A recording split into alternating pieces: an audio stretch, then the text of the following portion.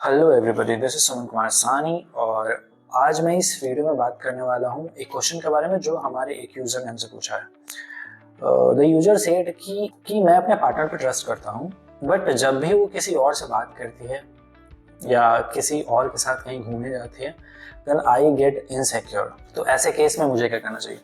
The guy is a boy जिसने मुझे ये क्वेश्चन पूछा है और of course he is talking about his partner, not about his girlfriend. तो वैसे केस में उसे करना क्या चाहिए? ये क्वेश्चन बहुत ज़्यादा कॉमन है। जब भी आप रिलेशनशिप में होते हो तो ऐसा कोई ना कोई सिचुएशन जरूर आता है जब आप इनसिक्योर होते हो and that insecurity is very very genuine.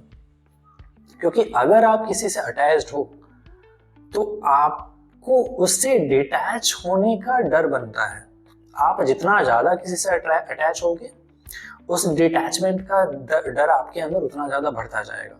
तो जब भी आपका पार्टनर किसी और के पास जाता है तो फिर वो डर ट्रिगर होना स्टार्ट हो जाता है कि कहीं आपका पार्टनर आपसे दूर तो नहीं हो रहा। This is one scenario. Sometimes what happens कि मेन को पता है कि सामने वाला मेन क्या है।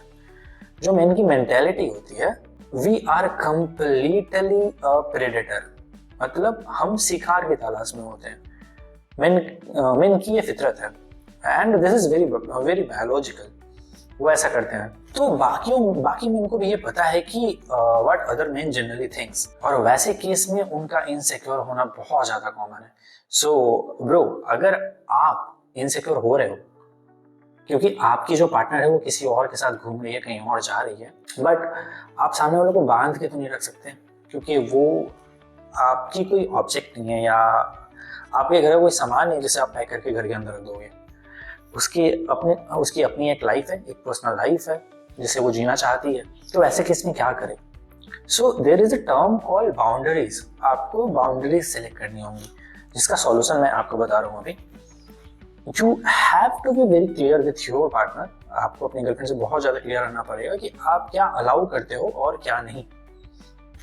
जब हम ये बाउंड्री सेलेक्ट नहीं करते हैं तो उस केस में हमारे दिमाग में बहुत ज्यादा कंफ्यूजन क्रिएट होती है। आपके पार्टनर को भी बाउंड्रीज का पता नहीं होता, तो वो उस बाउंड्री को लांघ रही या नहीं लांघ रही उसे भी पता नहीं होता। तो ये जो कम्युनिकेशन गैप है वो दोनों के लिए मुश्किल पैदा कर देता है। तो वैसे केस में आपको करना क्या है? आपको अपने पार्टनर से डायरेक्टली कम्युनिकेट करना है कि आप क्या अलाउ करते हो। आप किसी और से उसका बात करना अलाउ करते हो? नहीं, सामने वाला बात कर सकता है बिल्कुल। उसके फ्रेंड्स हो सकते हैं, मेल फ्रेंड्स, फीमेल फ्रेंड्स होंगी no doubt, I am talking about male friends. उसके मेल फ्रेंड्स हो सकते हैं, यस बिल्कुल उसके मेल फ्रेंड्स हो सकते हैं। बट बाउंड्री कहाँ से लेकर करोगे? देन आई विल से कि सामने वाले के मेल फ्रेंड्स हो सकते हैं but those male friends should not be टची with her.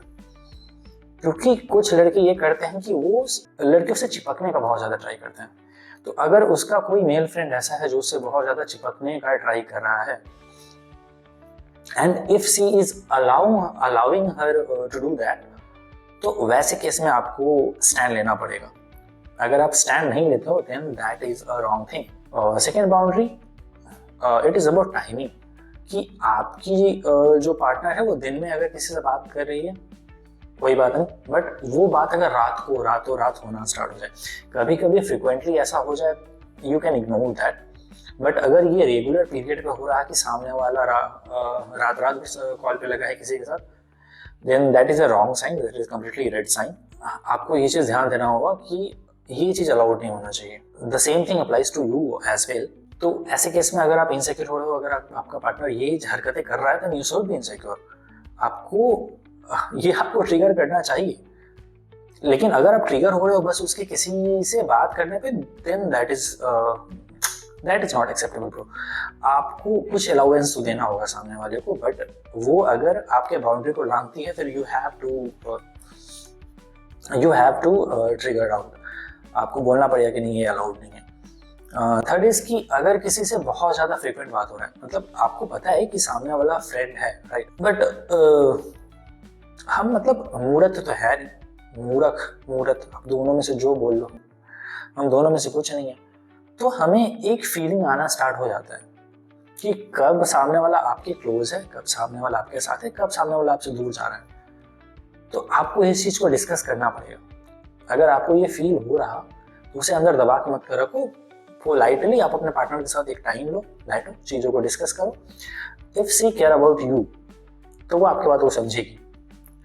अगर कोई चीज़ आपके रिलेशनशिप को खराब कर रहा है तो आप दोनों मिलके ही इसे सॉर्ट करोगे। अगर कोई तीसरे पर्सन के कारण आपका एक सुंदर रिलेशनशिप खराब हो रहा है तो सामने वाला पर्सन इस चीज़ को समझना चाहेगा, क्योंकि उस कारण से आपका एक सुंदर, जिसे आपने समय दिया, जिसे आपने सींचा है वक्त दे के, वो रिलेशनशिप अगर बिगड़ने के कगार पे आ जाए, then that is never intelligent decision. Go talk with your partner, आप उसे बताओ कि आप किस चीज़ से अग्री करते हो, आप किस चीज़ में कंफर्टेबल हो और कौन सी चीज़ जो है आपको अनकंफर्टेबल फील कराता है। हो सकता है उस कन्वर्सेशन के बीच में आप दोनों के बीच में थोड़ा तू मैं हो जाए, थोड़ा मिसअंडरस्टैंडिंग हो जाए, बट वो क्लियर होना भी बहुत ज़्यादा जरूरी है, क्योंकि अगर वो अभी क्लियर नहीं हुआ तो बाद में वो और ज़्यादा बुरा बनता जाएगा। सो आई होप कि आपको आपके क्वेश्चन का जवाब मिल गया हो।